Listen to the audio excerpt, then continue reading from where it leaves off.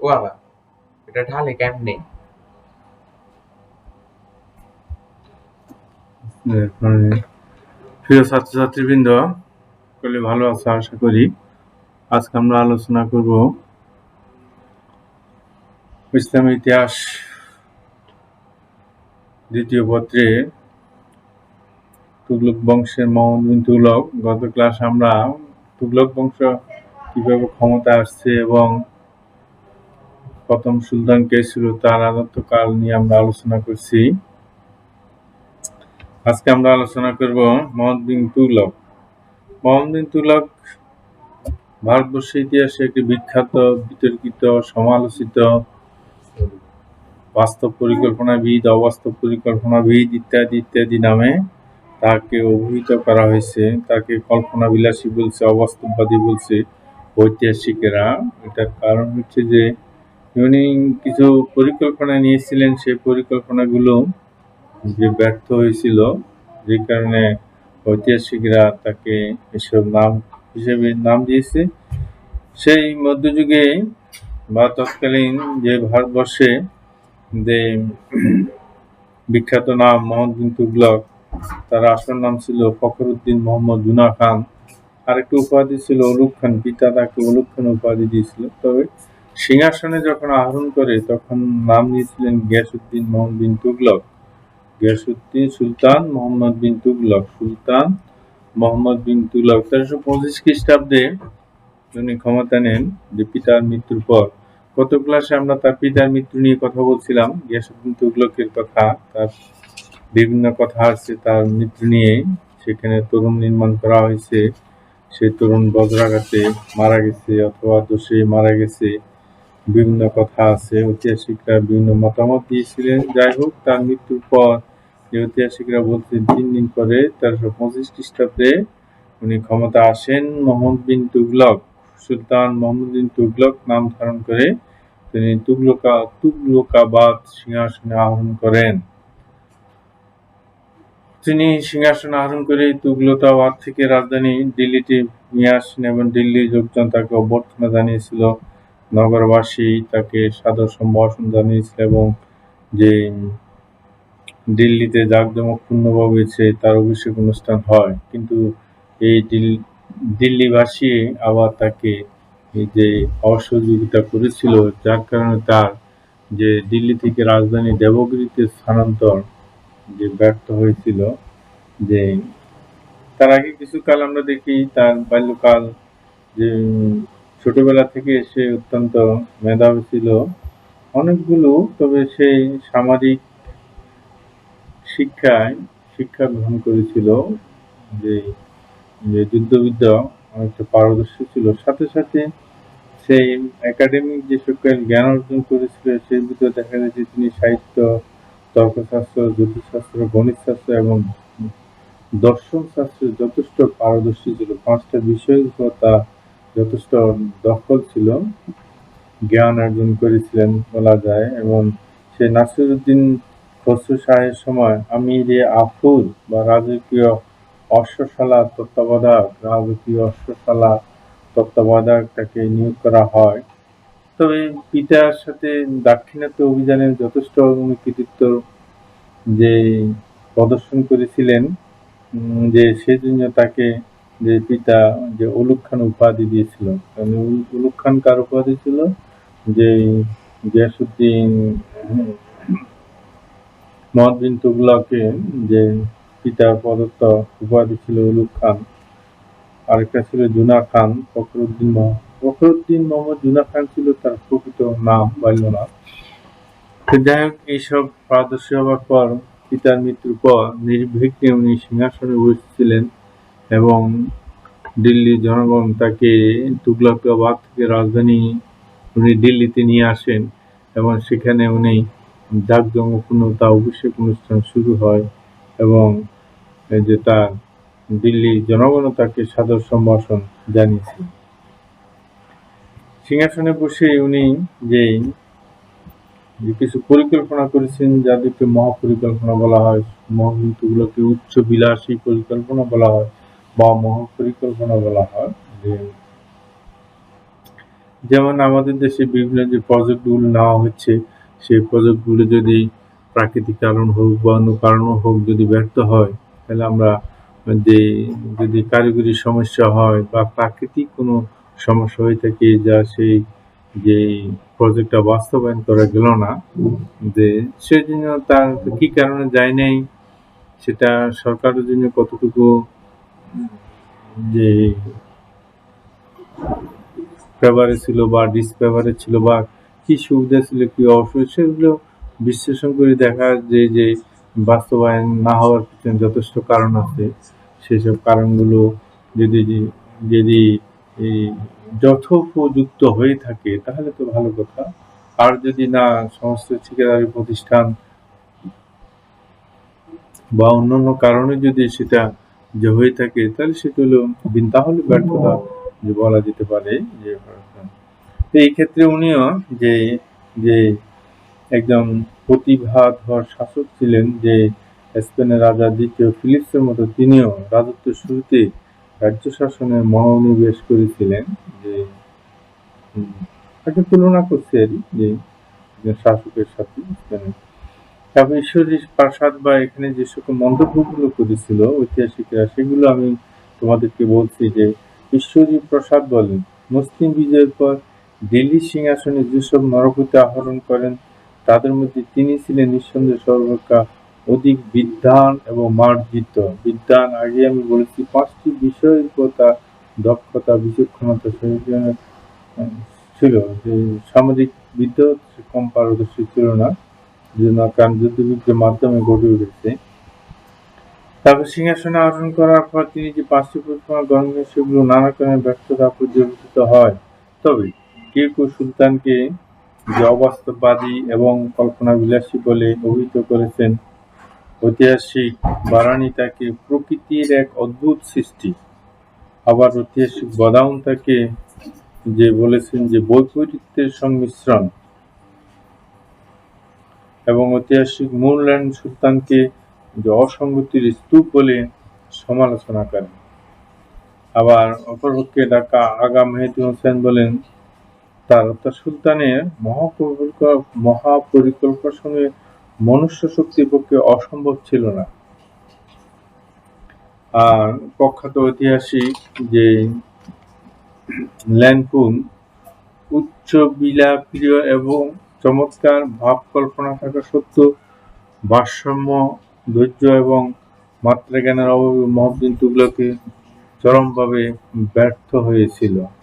এইগুলো ঐতিহাসিকেরা বলছেন যে তো একটু মহাপরিকল্পনা বাস্তবায়ন করতে গিয়ে সেখানে যে সরকারের পক্ষে যে সেখানে জনগণ সাপোর্ট সহযোগিতা করে কিনা, দেশে একটা প্রশাসন যন্ত্র আছে তারা সহযোগিতা করে কিনা, কারিগরিতে যারা আছে তারা সহযোগিতা করে কিনা, বিভিন্ন দিক আছে।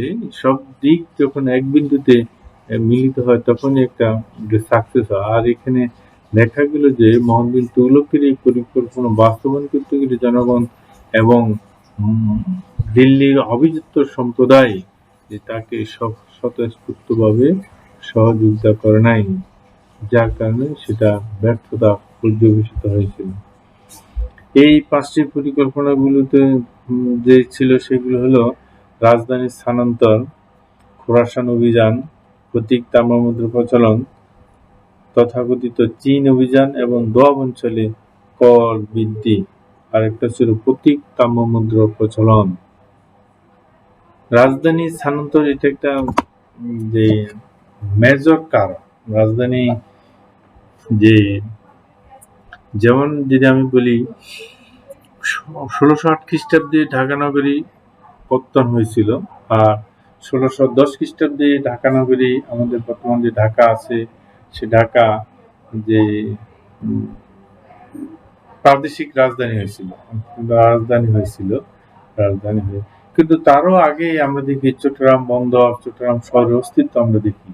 কিন্তু এখন ঢাকা যে মর্যাদা পাইছে, যে যে অবকাঠামো সব দিক থেকে, যে তার ঐশ্বর্য, তার সৌন্দর্য বা তার মর্যাদা যেভাবে বৃদ্ধি পাইছে, কিন্তু চট্টগ্রামে সেটা তো এত মর্যাদা তো বৃদ্ধি। যদিও চট্টগ্রামকে আমরা আমাদের দেশের বাণিজ্যিক রাজধানী বা ঢাকা চট্টগ্রাম বাংলাদেশের প্রবেশদ্বার বলে থাকি, অথবা বাণিজ্যিক রাজধানী বলি থাকি আমরা, যেখানে সমুদ্র বন্দর আছে সেই কারণে, কিন্তু তারপর ঢাকার সমমর্যাদা পৌঁছতে পারে না। এটার মূল কারণ হচ্ছে ঢাকা হলো দেশের রাজধানী। রাজধানী যে একটা ফ্যাক্টর, রাজধানী একটা আলাদা মর্যাদা নিয়ে থাকে। সুতরাং এই রাজধানী ঢাকা থেকে এখন যদি রাজধানী আমরা চট্টগ্রাম স্থানান্তরিত করতে যাই, বা ঢাকা থেকে রাজধানী আমরা যদি কুমিল্লা স্থানান্তরিত করতে যাই, তাহলে ঢাকার জনগণ যারা আছে, যারা সেখানে প্রশাসনিক লেভেল আছে, জনগণ আছে, তারপর অভিজাত সম্প্রদায় আছে, তারপর ব্যবসায়ী সম্প্রদায় আছে, এরা কি মেনে নিবে সহজে? কিন্তু এরা সহজে মেনে নিবে না।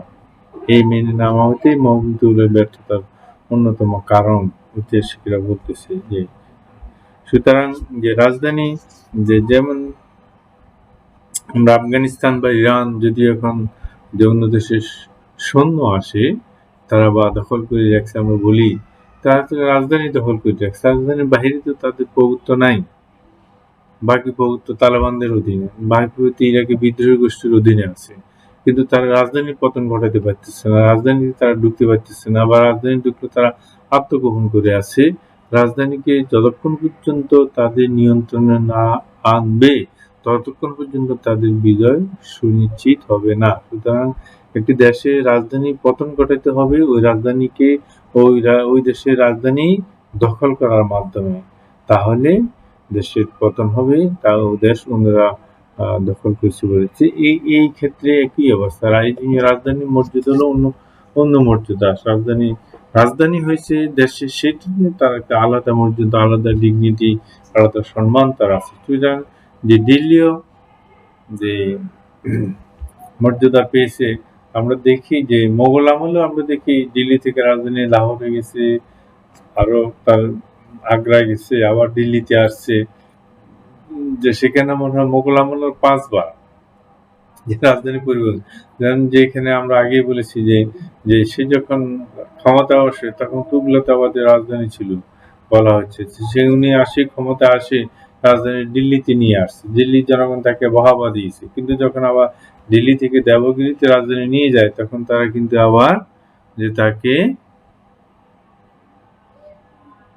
অসহযোগিতা করছে। এই অসহযোগিতায় তার রাজধানীর স্থানান্তর যে সাফল্য মণ্ডিত হয় না। যে ভিতরে বইতে কি বলছে, কথা এগুলি বলছে, রাজধানীর পিছনে তার যে সকল কারণগুলো ছিল, যে তার রাজধানী যে স্থানান্তরতা, উনি 1325 সালে ক্ষমতা আসছেন, 1326 এবং 27 সালের দিকে উনি এই 2 বছর লাগবে রাজধানী স্থানান্তর করতে,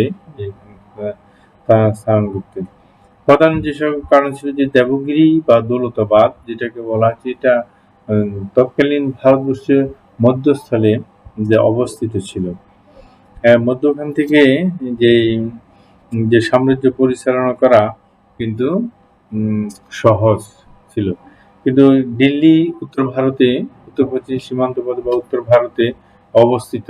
দিল্লি থেকে দাক্ষিণাত্যে অভিযান করে যে সেখানে বিদ্রোহী গোষ্ঠীকে বিদ্রোহী নিয়ে আসা একটা কঠিন ব্যাপার। যে আমাদের এই বাংলা সালতানাত আমলে তো যাই নাই, যে দিল্লির অধীনে মোগল আমলে আমরা আকবরের সময় গেছি, কিন্তু আকবরের মৃত্যুর পর সেটা ধরে রাখতে পারেনি। সেই কোথায় দিল্লি আর কোথায় আমাদের বাংলা, অনেক দূর থেকে নিয়ন্ত্রণ করা কিন্তু কঠিন ব্যাপার।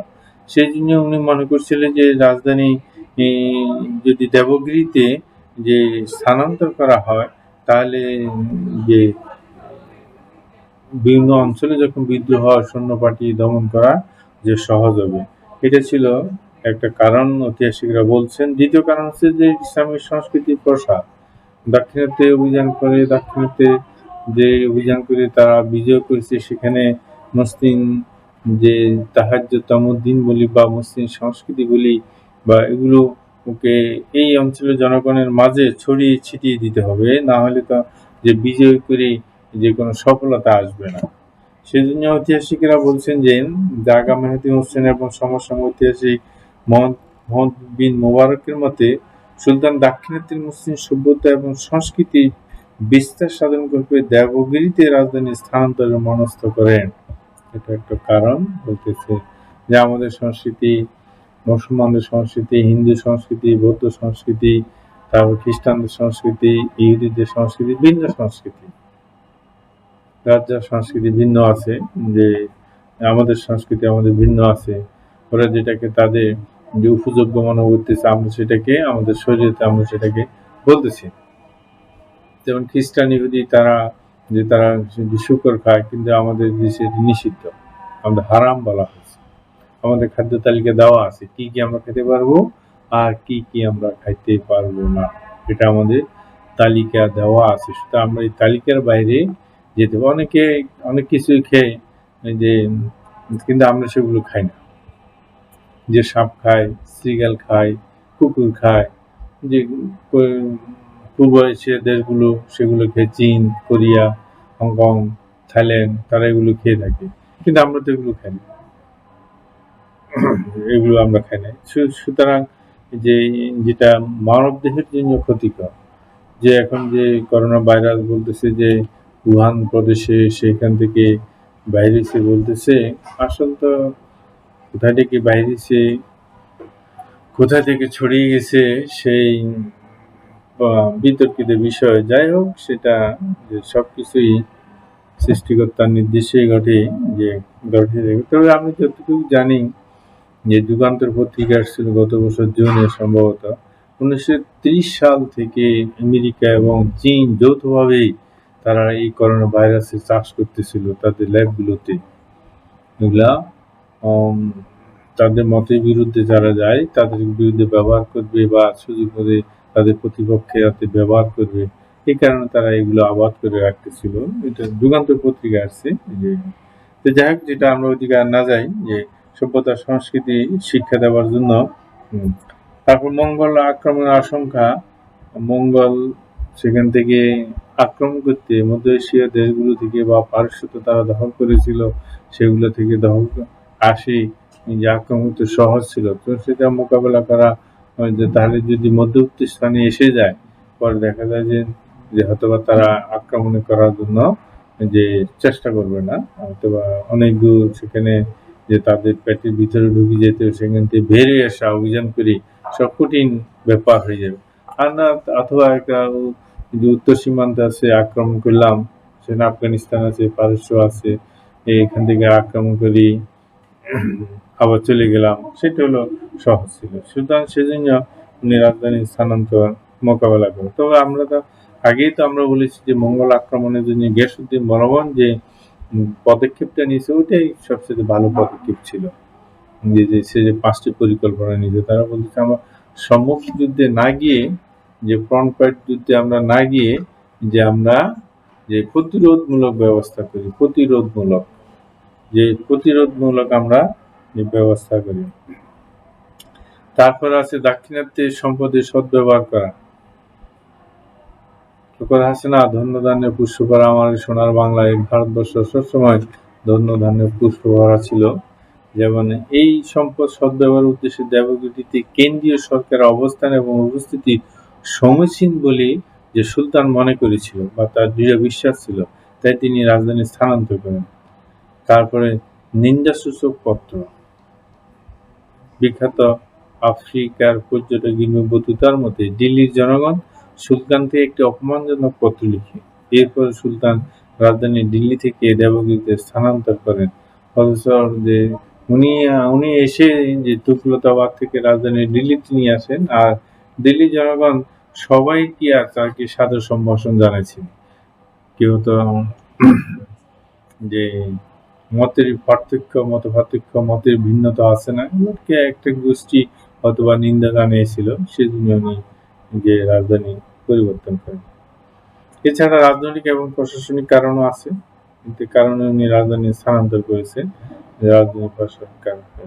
এই কারণগুলো সমন্বয় করে সুলতান গিয়াসউদ্দিন বলবন যে রাজধানী দেবগিরিতে নিয়ে যায়, সেখানে দৌলতাবাদ নাম দিয়ে, সেখানে 1326-27 সালের দিকে শুনে সেখানে যে সুলতানের রাজপথ, সেখানে যে ভবনগুলো, যে প্রশাসনিক ভবনগুলো নির্মাণ করা হয়, সেজন্য আর সেই যাওয়ার জন্য দিল্লি থেকে প্রায় 700 মাইল দক্ষিণে যাওয়ার জন্য সেখানে রাজপথ নির্মাণ, ডাক ব্যবস্থা প্রবর্তন, পথের পাশে অস্থায়ী বিরতি নিবাস নির্মাণ এবং খাদ্য পানীয় এবং চিকিৎসার সুব্যবস্থা করেন।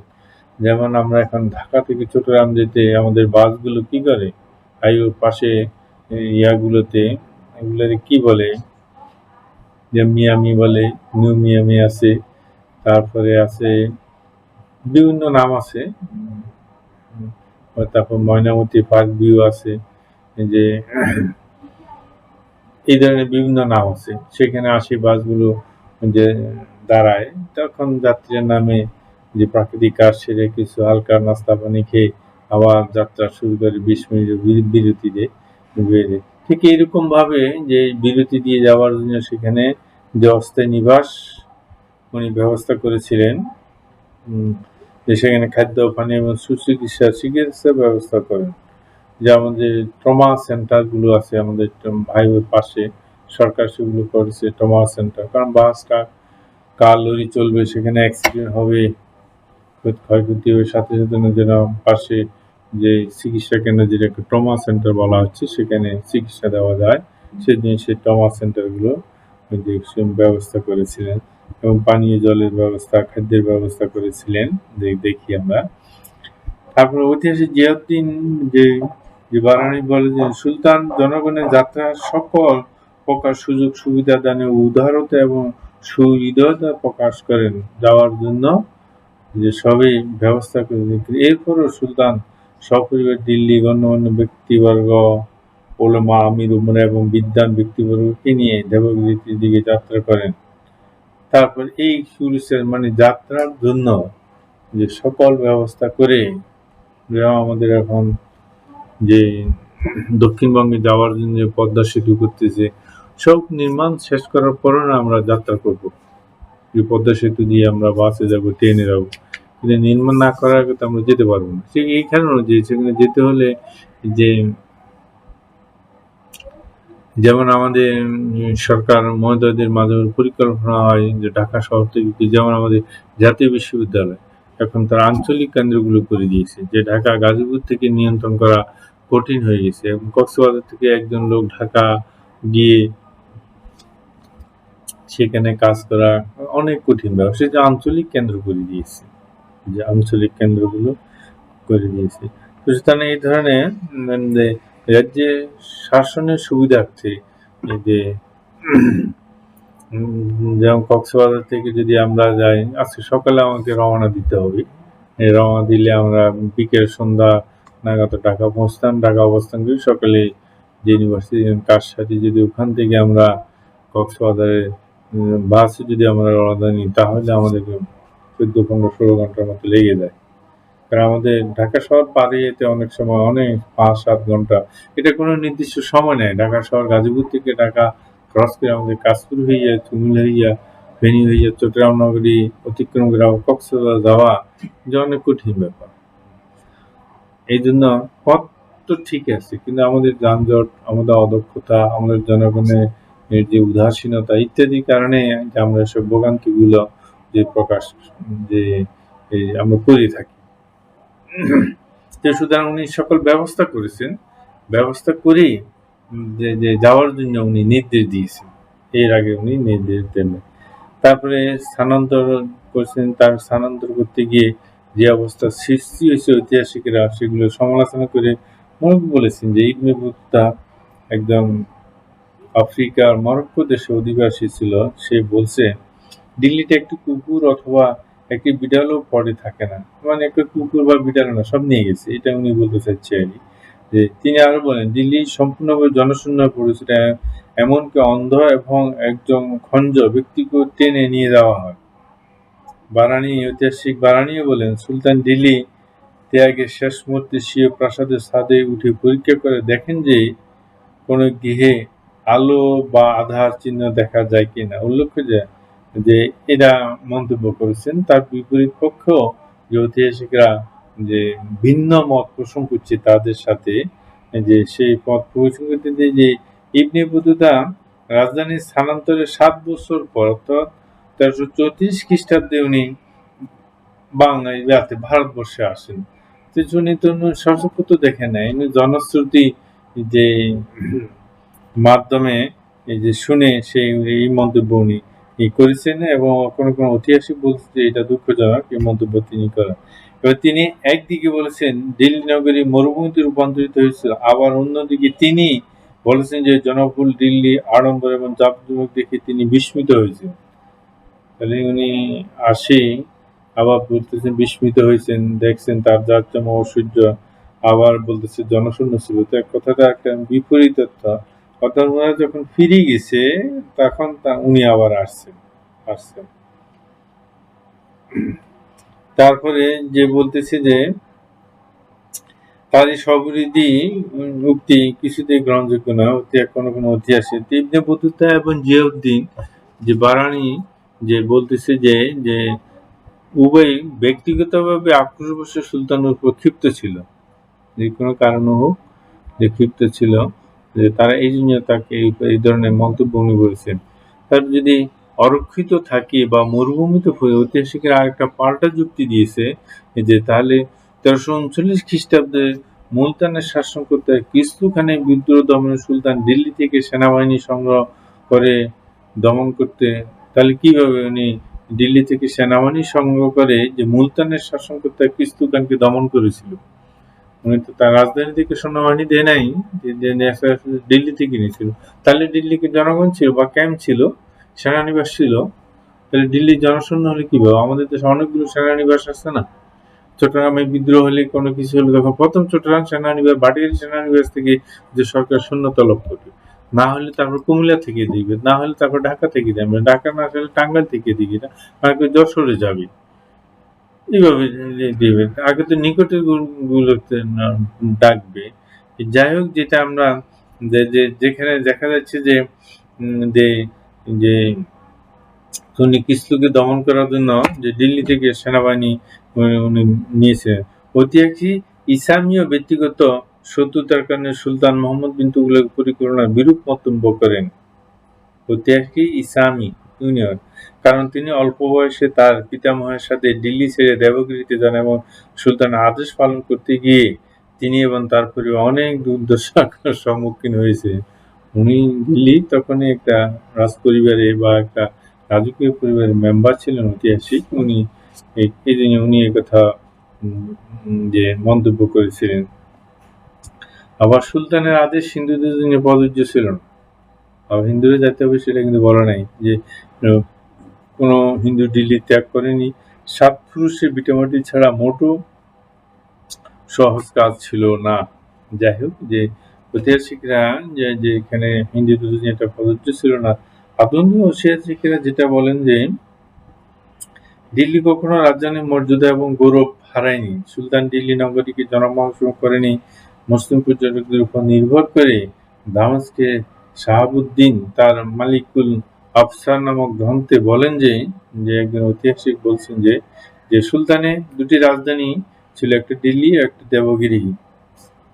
27 খ্রিস্টাব্দে এবং 28 খ্রিস্টাব্দে দিল্লিতে প্রাপ্ত দুটি সংস্কৃত শিলালিপি থেকে এই এর গ্রহণযোগ্যতা পাওয়া যায়। তাহলে যে বাগদাদের একজন শাসক তার গ্রন্থে উল্লেখ করছেন যে 1326-27 মধ্যে তখন দুটি রাজধানী কথা বলা। আমাদের দেশে আমাদের বিভিন্ন দেশে দুটি রাজধানী অনেকটা, যে আমাদের রাজধানী আছে একটা, বাণিজ্য রাজধানী আছে একটা, তারপরে দিল্লিতে ভারতের একটা দুটা রাজধানী আছে, পাকিস্তানে আছে, আমেরিকায় আছে, বিভিন্ন দেশে একটা শীতকালীন একটা গ্রীষ্মকালীন রাজধানী অবকাশ কেন্দ্র, বা মালয়েশিয়া আছে। মালয়েশিয়া আধুনিক যে সেটা সম্ভবত পুত্রজায়া নামে অভিহিত।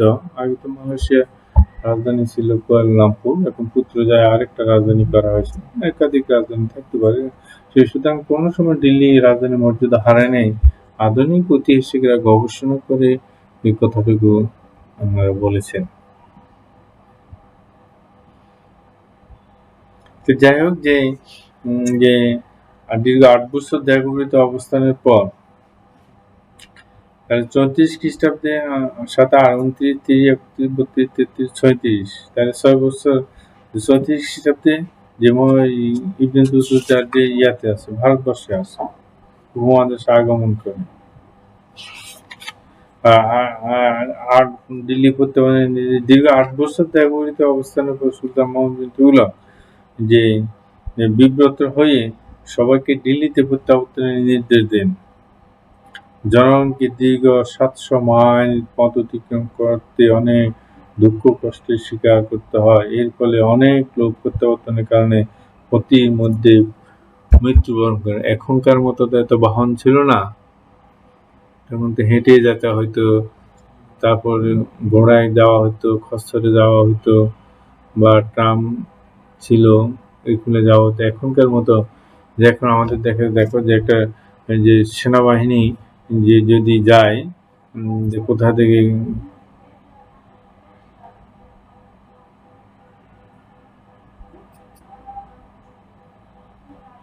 সেনাবাহিনী যদি একটা টিম কোথাও যার দর্শক ক্যান্টনমেন্ট থেকে চিটাং ভাটিয়ারি ক্যান্টনমেন্টে যাবে, দেখা যাচ্ছে যে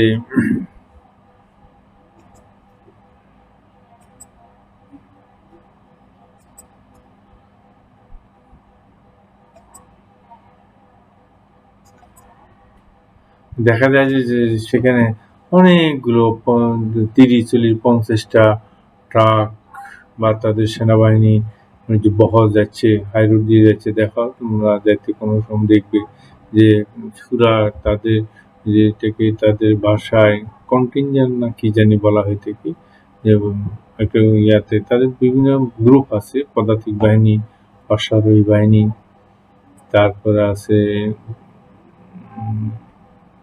তাছাড়া আছে আর্টিলারি বাহিনী, তাদের নাম আছে। যারা যশোর ক্যান্টনমেন্ট আর্টিলারি বাহিনী ছিল সেটাকে পুরো যশোর ক্যান্টনমেন্ট থেকে চিটাং বা চিটাংটাকে দিল হতো কুমিল্লা, কুমিল্লাকে দিল হতো বাবা টাঙ্গাইলে দিল, যশোরে দিল। এই ধরনের তখন বিরাট ভাব হয়ে থাকে। আর এরা যেখানে যায় ওরা স্বয়ংসম্পূর্ণ, ওদের খাদ্য পানীয় জ্বালানি সবকিছু তাদের সাথেই থাকে, যে চাল ডাল ইত্যাদি তাদের সাথে সবসময় থাকে। তারা যে সেখানে তারা সবাই রান্না করতে পারে, সবাই গাড়ি চালাতে পারে, তাদের সবকিছু তারা পারদর্শী, অনেকেই পারদর্শী সবকিছুতে। তো যাই হোক, এবং এই আসা এবং যাওয়া এখন যেভাবে সহজ, কিন্তু তখন এত সহজ ছিল না। 700 মাইল অতিক্রম করা অনেক কঠিন ব্যাপার। বাংলা ইয়া থেকে অর্থাৎ টেকনাফ থেকে বা পঞ্চগড় থেকে টেকনাফ পর্যন্ত হবে সম্ভবত, কারণ 0 পয়েন্ট থেকে দিনাজপুর 400 আর এইদিকে মানে 300 হবে, এইরকম হবে। যে তোমরা ঢাকা যদি যাও কোনো 0 পয়েন্ট থেকে, বা এখন ফেসবুকে ছাড়ছে যে 0 পয়েন্ট থেকে কোন ডিস্ট্রিক্টের দূরত্ব কত, সেটা জানা যাবে, তোমরা দেখেও ফেসবুক থেকে জেনে নিতে পারবে। তো যাই হোক, তারা প্রত্যাবর্তন করতে যে বাধ্য হয়, 36-37 সালের দিকে তারা আবার দিল্লিতে চলে যায়। এবং এই রাজধানী পরিবর্তন পরিকল্পনা ব্যর্থতার কারণসমূহ কি কি কারণে সেটা ব্যর্থ হয় সুলতানের যে প্রাচীন মধ্যযুগীয় পৃথিবীতে রাজধানী প্রত্যাবর্তনের অনেক নজির ইতিহাসে আছে।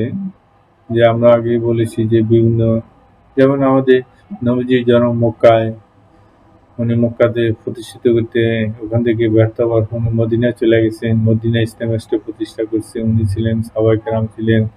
তারপরে খোলাফায়ে রাশিদুনের খলিফা হযরত আলীর খিলাফতকালে উনি রাজধানী মদিনা থেকে কুফায় নিয়ে যান, এবং ওনার ইন্তিকাল হওয়ার কুফা থেকে রাজধানী, কুফা হলো ইরাকে নিয়ে যায়, এবং ওনার ইন্তিকালের পর ওখান থেকে রাজধানী সিরিয়া নিয়ে যান, মুয়াবিয়া সিরিয়া, দামেস্ক সিরিয়াতে নিয়ে যান। এবং সিরিয়াতে ছিল যে সিরিয়াতে উমাইয়া বংশের প্রথম রাজধানী আসে আবার বাগদাদ, খলিফা মনসুর, আব্বাসীয় খলিফা মনসুর যে বাগদাদের রাজধানী, বাগদাদ থেকে আবার তাদের রাজধানী সামারা নিয়ে গেছে, রাক্কা নিয়ে গেছে, বা তারা গ্রীষ্মকালীন শীতকালীন এদিক সেদিক করি। তো রাজধানী শেষ পর্যন্ত পতন হয়েছে, বাগদাদে পতন হয়েছে 1258 খ্রিস্টাব্দে, মেন রাজধানী সেটা পরিবর্তন হলো। তো এরকম যে যে যে রাজধানী যে বিভিন্ন সময় হয়েছে, এখানে দেখা যাচ্ছে যে যে সুতরাং মোহাম্মদ তুগলককে যদি আমরা দায়ী করতে যাই, এককভাবে ওনাকে দায়ী করা যায় না। হচ্ছে বলতেছেন যে ঈশ্বরী প্রসাদ বলেন, সুলতানের রাজধানী পরিবার নিষ্ঠুর স্বেচ্ছাচারী খামখেয়াল দ্বারা সাধিত না হলেও সৎ উদ্দেশ্য এবং রাজনৈতিক প্রজ্ঞাধারায় প্রভাবিত হলো এটা ব্যর্থতায় পর্যবসিত হয়। রাজনৈতিক প্রজ্ঞাধারা প্রভাবিত হলো কিন্তু শেষ পর্যন্ত ব্যর্থতা পর্যবসিত হয়। সবাই যদি সহযোগিতা করত, সবাই যদি সেটাকে গ্রহণ করে নিত, তাহলে সুলতান ব্যর্থ হতেন না, সফল হতেন। কিন্তু না করাতে যারা যে রাষ্ট্র চালাইছে, যারা আমলা গোষ্ঠী, যে তারা দায় সারের কাছে কাজ করছে আর যেটা করার দরকার না করলে না, এই ধরনের করছে। কিন্তু করার মধ্যে যে একটা স্বতঃস্ফূর্ত আসে না, সেই স্বতঃস্ফূর্ততা যে ছিল না, জনগণের মাঝেও ছিল না, প্রশাসন যন্ত্রে যারা বসেছিল তাদের মাঝেও ছিল না। সেক্ষেত্রে যেটা ঐতিহাসিকরা নির্ণয় করেছে সেটা হচ্ছে আমির ওমরাদের অসহযোগিতা, অভিজাত সম্প্রদায়। আমি আগে বলেছি ঢাকা থেকে রাজধানী ঢাকার যারা অভিজাত সম্প্রদায় আছেন, যারা ব্যবসায়ী সম্প্রদায় আছেন, যারা গার্মেন্টসের মালিক আছেন, বড় বড় যে যমুনা ফিউচার পার্ক বা যমুনা গ্রুপ, বসুন্ধরা গ্রুপ, আবাসন বলব একটা গ্রুপ, আশুলিয়া গ্রুপ, এরা কি রাজধানী ঢাকা থেকে যদি কুমিল্লা আনে এরা কি মেনে নিবে? এরা তো কোনো সময় মেনে নিবে। তারপর যেমন আমাদের দেশেও উজ্জ্বল দৃষ্টান্ত যে প্রেসিডেন্ট এরশাদ সাহেবের সময় মানে হাইকোর্টকে যে ভাগ করে দিয়েছে, আমাদের জাতীয় বিশ্ববিদ্যালয় যে আঞ্চলিক কেন আঞ্চলিক ভাগ করে দিয়েছিল, যে আগে বিভাগীয় শহরগুলো চট্টগ্রাম, রাজশাহী, তারপরে যে খুলনা, ঢাকা, চট্টগ্রাম, রাজশাহী, খুলনা, 4টে বিভাগে, ঢাকাতে ছিল আর 3টে বিভাগে স্থাপন করেছিল হাইকোর্ট বেঞ্চ।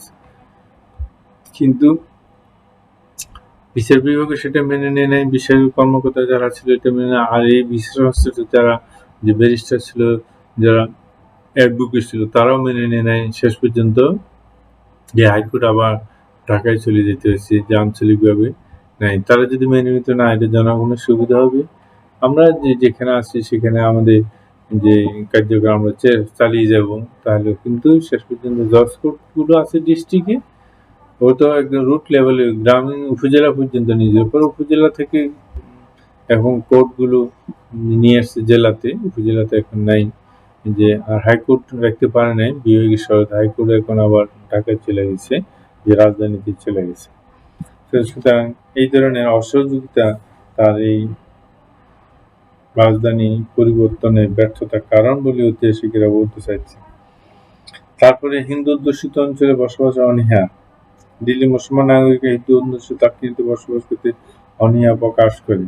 এটাকে আবাদ করে নিলে হতো, এটা তো জমি তো জমি, মাঠ তো মাঠে, পাহাড় তো পাহাড়ে। এটা কি হিন্দু নামে যে হয়েছে কে হিন্দুয়ানি হয়ে গেছে, যেটা মুসলমান, এটা কি মুসলমানদেরই সব হয়ে গেছে? এখানে বসবাস করতে আমরা দেশে আমরা হিন্দু মুসলমান বসবাস করতেছি না, পাশাপাশি তো আছে আমাদের দেশে। যে কোনো হিন্দু ইন্ডিয়া চলে গেছে বা তার পাশের বাড়ি মুসলমান, পাশাপাশি অবস্থান করতেছে, আমাদের দেশে অনেক দৃষ্টান্ত আছে আমাদের দেশে। তবে সেখানে তারা যে মুসলমান, এটা অজুহাত আর কি, অজুহাত। সুলতানের প্রতি বিরূপ মনোভাব, যে বাড়ি ঘর সহায় সম্পত্তি ছেড়ে দিল্লি নাগরিকেরা দাক্ষিণাত্যে থাকতে গিয়ে সুলতানের প্রতি বিরূপ মনোভাব সম্পন্ন হয়ে পড়ে। এটা ঠিক আছে, নিজের পৈতৃক বেটে ছেড়ে আমাদের নবীজিও মক্কা থেকে যখন মদিনা যাচ্ছেন তখন উনি খুব কষ্ট পাইছেন এবং চোখের জল ফেলতে ফেলতে যে সেজন্য একজন ঐতিহাসিক মন্তব্য করেছিলেন, 40 বয়স বৃদ্ধ একজন ব্যক্তি মুখে যে কাঁচা পাকা দাড়ি আর চোখের পানিগুলো দিয়ে দাড়ি ভিজিয়ে গেছে এবং সে করে জল ফেলতে ফেলতে বলতেছিল যে জন্মভূমি মক্কা, আমি তোমাকে ভালোবাসি, কিন্তু তোমার দুষ্ট ছেলেরা আমাকে তোমার কোলে থাকতে দেয় না। এই বলে বলে উনি মক্কা থেকে যে মদিনার দিকে চলে গেছেন। এর আগে সাহাবায়ে কেরামদের বলছে তোমরা মক্কা থেকে মদিনায় চলে যাও, ইসলামের জন্য, ইসলাম প্রতিষ্ঠার তারা স্যাক্রিফাইস করেছে, নবীজির কথাকে মেনে নিয়েছে। আর তারাও দুঃখ ভারাক্রান্ত ছিল। সেই ক্ষেত্রে নবীজি তার এই উক্তি থেকে যে জন্মভূমি ছেড়ে যাওয়া কত কষ্ট সেটা আমি বলেছিলেন। যাওয়ার পরও উনি যে মসজিদে নববীতে নামাজ পড়তেন আর মনে মনে আল্লাহর কাছে করি, হে আল্লাহ, বাইতুল মুকাদ্দাস বাদ দিয়ে যদি বাইতুল্লাহর দিকে নামাজ পড়তেন কতই না ভালো হতো। উনি নিজে বলতেন যে ভালো হতো, নিজের জন্মভূমি বাইতুল্লাহ আল্লাহর ঘর, আর উনি আকাশের দিকে চেয়ে আল্লাহর কাছে পরিহাত করতেন। এই পরিহাত করতে করতে একদিন পরিহাত করে ঢুকছেন নামাজরত অবস্থায়। আল্লাহর নির্দেশ আসছিল মানে বাইতুল্লাহ থেকে বাইতুল মুকাদ্দাস থেকে বাইতুল্লাহ দিকে ফিরে নামাজ পড়ার জন্য যে নির্দেশ দিয়েছিল, বা ওই থেকে আমরা এখন বাইতুল্লাহর দিকে যে আল্লাহর ঘর কাবা শরীফের দিকে ফিরে আমরা নামাজ পড়ি। আর্যাবর্তী সুলতানের ক্ষমতা হ্রাস। দেবগিরিতে রাজধানী স্থানান্তরের ফলে আর্যাবর্তী সুলতানের ক্ষমতা হ্রাস পায়। এর ফলে সুবিধাদি অভিজাত সম্প্রদায় অবাধ্য হয়ে ওঠে। তৃতীয় সর্বশেষ কারণ যেটা বলছি যে দিল্লিতে সুলতানের উপস্থিতি প্রয়োজন ছিল, যে কেন দেবগিরি স্থানান্তরের ফলে সুলতানের মঙ্গলদের বিরুদ্ধে প্রতিরোধ ব্যবস্থা দুর্বল হয়ে যায় এবং দিল্লিতে সুলতানের উপস্থিতি খুব প্রয়োজন পড়ে। আগে তাদের আক্রমণ থেকে বাঁচার জন্য দিল্লিতে আসছে, এখন বলতেছে না দিল্লিতে থাকাই তার জন্য ভালো, সেখানে তাদেরকে প্রতিহত করা। কারণ যদি শক্তির সামর্থ্য নিয়ে ঢুকে, তারা ঢুকতে তো ম্যাসাকার করে ঢুকবে, যে রাস্তাঘাট বাড়িঘর জনবসতি সবই তো ধ্বংস করে তারা ঢুকবে। সেজন্য বলছে না, ঢুকতে তাদেরকে বাধা দিতে হবে। আগে ধরে নিয়েছিল যে দূরে চলে গেলে তারা আক্রমণ করবো না, এখন বলতেছে না পাশে থাকায় তারা ঢুকার সাথে সাথে যে প্রতিরোধ ব্যবস্থা করতে হবে। এইভাবে যে আমরা দেখি যে সুলতান যে মহিউদ্দিন তুগলকের যে উচ্চবিলাসী যে পরিকল্পনা সমূহ যে ব্যর্থতা হয়ে যায়। এরপর আরেকটা সমালোচনা ঐতিহাসিকরা করেছেন যে সেক্ষেত্রে দুই দিকেই সমালোচনা আছে, কথা আছে। যেমন ঐতিহাসিক যে সুলতান মহিউদ্দিন তুগলকের রাজধানী স্থানান্তরের পরিকল্পনাকে এক স্বৈরাচারী শাসকের নির্বুদ্ধিতা প্রসূত নিষ্ফল কাজ বলে অভিহিত করেছে। আবার কোনো ঐতিহাসিক বলেছে যে অসাবধানী পরিকল্পনা বলে অভিহিত করেছেন। আবার প্রখ্যাত ঐতিহাসিক স্ট্যানলি ল্যান্ডফোর্ড বলেন দৌলতাবাদ ছিল ভ্রান্ত পথে পরিচালিত উদ্যমের কীর্তনযজ্ঞ। বিভিন্ন নাম ঐতিহাসিকেরা বলেছেন।